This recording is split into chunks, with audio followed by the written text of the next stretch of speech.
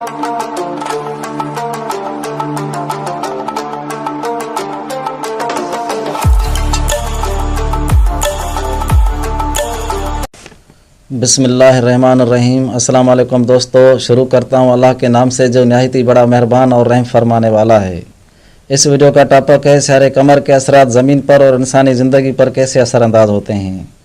और बफजल अल्लाह ईद बुध के दिन 5 तारीख को होगी और रोज़े 29 होंगे हमारे मुल्क पाकिस्तान में।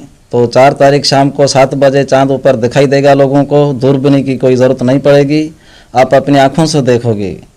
तकरीबन दोस्त मेरे से पूछा करते हैं कि ईद कौन सी तारीख को होगी, जिनको ईद से पहले तक काम तैयार करना होता है। और मेरा बताया हुआ चाँद अल्लाह के करम से तकरीबन गलत साबित नहीं हुआ है। अब बात करते हैं चाँद की फितरत और असरात हमारे ज़मीन के ऊपर और तमाम मदनात और फ़िज़ा के ऊपर कैसे पड़ते हैं। सारे कमर को आसमानी कौंसल में मलका फलक का दर्जा दिया गया है। ये घरेलू वज़ीर सरतान बुर्ज का हकम सारा है। आबी तबीयत का मालक, साफ़ पानी शफाफ पानी से मंसूब है जो हम इस्तेमाल में लाते हैं। इंसानी जिस्म और दरख्तों तमाम जानदार को हरकत देना चाँद का काम है। समंदर और दरियाओं का घटना बढ़ना चाँद से वाबस्ता है। और हमारे रोज़मर्रा के हालात, हमारे काम काज, लोगों से मिलना जुलना, कोई अहम वाक़यात या आज या सुबह पेश आएंगे, सब चाँद की हरकत से वाबस्ता हैं।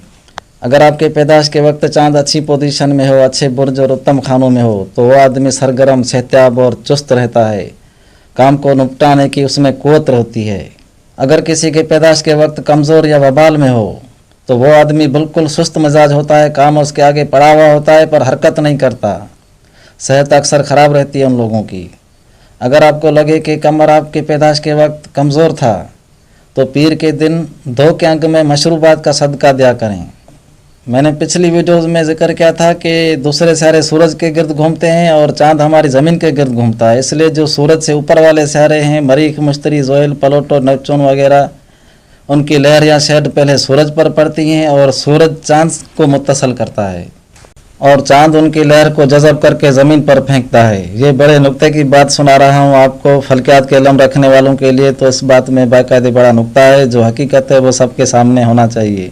अगली आने वाली वीडियोज़ में आपको 12 बुर्ज के बारे में बताऊंगा, आपके ईद के 3 दिन और पूरे जून के महीने के हालात के साथ। अगर वक्त मिले तो देख लेना, इंशाल्लाह आपको पसंद आएगा। चाँद, सूरज और जुमरे कौकब के बदौलत हमारी ज़मीन आबाद, सरसब्ज और जीवत है, वरना चाँद सूरज के बगैर ज़मीन साकन रह जाती। वैसे तो चाँद की मनसूबात के ऊपर बहुत सारी बातें हैं, न ख़त्म होने वाली कहानी बन जाएगी और मैं हर वीडियोज़ में मुख्तलिफ सियारों की जानकारी देता रहता हूं। तो अब आपसे इजाज़त चाहता हूं और आपसे गुजारिश है कि अगर आपने इस चैनल को सब्सक्राइब न किया हुआ हो तो सब्सक्राइब करें, तो आने वाली वीडियोज़ का नोटिफिकेशन आप तक पहुंच सके। और लाइक करना न भूलें। तो इसके साथ हम सबका अल्लाह निगहबान।